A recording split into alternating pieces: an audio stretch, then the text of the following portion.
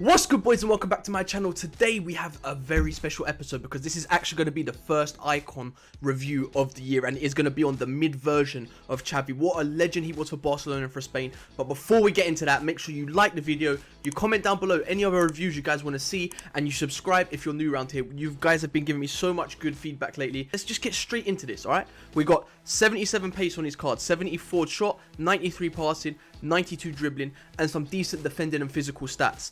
Now, when you look at that face card, you think, I'm not going to lie, I think he deserved a bit better, but obviously this isn't his prime or primer, but his passing and his dribbling are absolutely incredible, and that's what he was well known for. Now, as you dive deeper into his card like this, you will see that he actually has some great stats across the board. His pace and acceleration is actually great for a midfielder. I did actually use him at cam because I felt like I couldn't really utilize him in the midfield properly. I preferred him as a cam, so hence why I put Hunter on him.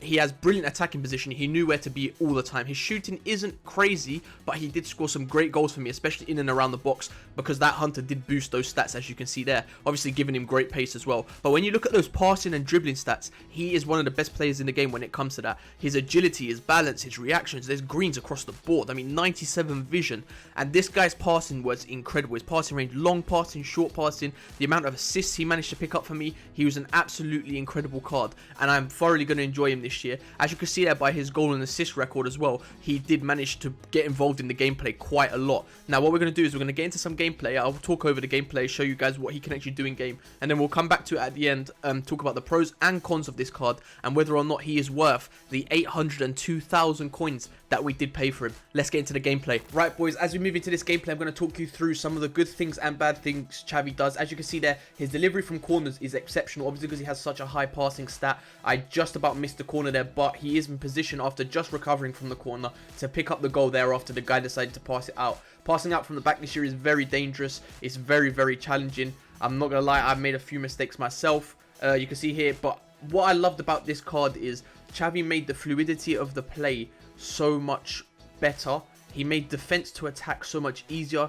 I didn't play, like, I'm not the best player there is, but the passing he brought to the game was just exceptional. And he made lovely off-the-ball runs when into space like that to pick up little goals here and there, just like that. As you saw there, Pogba with a lovely bit of skill after Xavi did pass him the ball into in front of the defense, and he made the run off the ball to become available for the ball and managed to finish it. You can see many times, like, he will just spray the ball across the pitch so easily. Like, look at that. No harm at all. You can play it over the top, on the floor, whatever you want with him, and he will be able to do it for you, no problem at all, because he's got such a high passing stat. Here he picks up the ball off the back of the defender, plays another ball straight over the top. Obviously that's Pogba, not the fastest player on the pitch, but he still managed to get it. And you can see here, look, from defense he makes the attack so much easier. He makes it a lot easier to counter attack. I did make a mistake here. This pass should have gone to Sané, but I held on to it too long and it went to Bernardo Silva. Still a lovely pass, and I still could have scored, but I didn't. But he, like I said, it's just that transitional play. He's very good at, like, finding little passes like that you don't expect, and the people don't expect when I do it. Look at this, straight to Sané, very easily. Now, obviously there is a few cons with this card, which I'll speak about in the next slide in more detail, but for me right now, I would say he's brilliant at passing, he's brilliant at dribbling, but there is a few things that he can't do. And look at that pass there and the build-up play there. That is exceptional from Xavi himself there.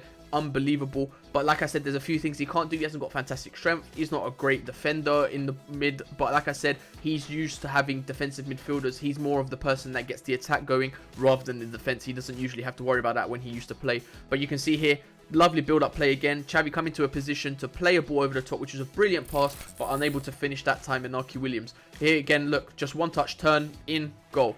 That's how lovely it was to play with him. He made the hardest of things look very simple. Like there, received the ball, turned, and just played it straight in. If you play football, you know how difficult that actually is in a real match, and he makes it look very easy. Here, another lovely goal. Look at the precision of that pass there. The power and just the softness of it. It was so perfect to get the assist for Sané there, who is another person I have to review because this card is absolutely cracked this year. I'm telling you that for now. And you can see here, this guy thought he could play out from the back. Big mistake. Inaki Williams picks up the ball. Xavi actually gets absolutely clattered there. It would have been a penalty if he didn't score, but he managed to rifle it in with his left foot into the top of the net. If we watch that back again, I believe there's a little bit that it shows as he goes to smash it. Look at that. clattered, absolutely clattered. To move into this next clip here, you can see Sané giving the ball into Llorente giving it to Xavi with a love. That first touch is so lovely. The way he pulled off of the defender there, that was second to none, and there is not many players in this game that can do that, and he had the composure to play the ball through to Inaki Williams to get the goal. But now what we're going to do is we're going to move into the cons and pros after this last clip here that Inaki Williams unfortunately couldn't finish. We're going to move into the pros and cons of this card and whether or not he is worth it. Let's do that. Boom.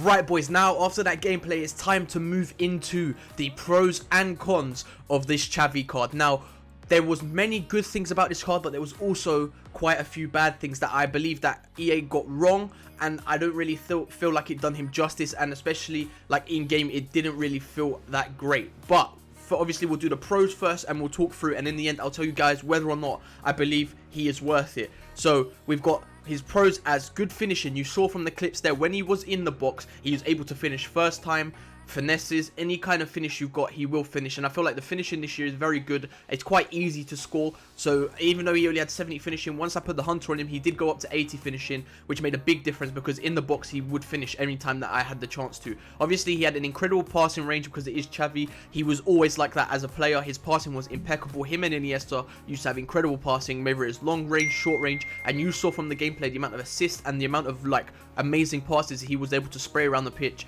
Where it was just incredible. His off the ball movement as well, I really enjoyed. He did have really high attacking positioning, as you saw earlier in the video, and that showed that he would always be in the right position. That's why I felt like he benefited more from a cam position than he did from the center mid position, and you can see that from the cons as well. But obviously again, another good thing was his incredible dribbling, but we saw that off the base of his card anyway. Once he had that ball, that R1 RB dribbling, it was incredible. You could move the ball, shift the ball past the defenders. He keeps the ball nice and close. Obviously he is quite short, so he did have that low center of gravity as well, which a lot of players do benefit from within FIFA. His balance there as well, that's what I mean. It led into that, his low center of gravity. It meant that he was able to keep the ball very comfortably, unless he was of course like really like pushed off the ball, which is leading me into the cons, where you can see his strength isn't the greatest, but that's why I felt like he benefited more from the cam position than the center mid position, because he wouldn't really play the defensive side of the game, which is why his hard stats aren't the highest when it comes to the defensive side of the game, which is normal because I don't believe Xavi really ever had to think about that side, because he would always have a defensive midfielder in there which would control the game like a Busquets or someone like that. His long shots were very disappointing for me. They weren't as good as I thought they would be, but obviously he's got higher cards. But on this card itself, I don't believe that his long shots were as good as they should be, and obviously that leads into the price. The price being 802,000 is very expensive. Obviously at the start of the game that's why I had to put that in cons, because obviously at the start of the game not many people have that many coins unless they get lucky. Although it's quite easy to make coins this year, it is a lot harder if you aren't putting money into the game. But now we're going to move into the next screen and we're going to say whether or not today this Xavi card is worth it. Let's do that. And there you go. You can see my overall thoughts are he is not worth it. And that is just purely because I believe that is a lot of coins for this point of the game. And I also believe that EA didn't give him the stats on this card for it to justify that price. Of course, he's a new icon, so that is probably why his price is also this high. But if this was any other icon, I would probably say he'd be maxed between 500 to 600. 800 plus is pushing it. I reckon his other cards may be worth that, but this card definitely not, because there's too many cons for me. He's got great ability in the game, but I just feel like there's so many other players you can get for this price range. You could build a whole squad with this price range. It's just, I don't think that he justifies this price as of right now. But that's all I've got to say today, boys. Please drop a like if you enjoyed the video. Comment down below any other reviews you guys want to see. And if you're new around here, you know what to do. Hit that subscribe button down below. It's been your boy Zach. Have a good day. I'm out. Peace.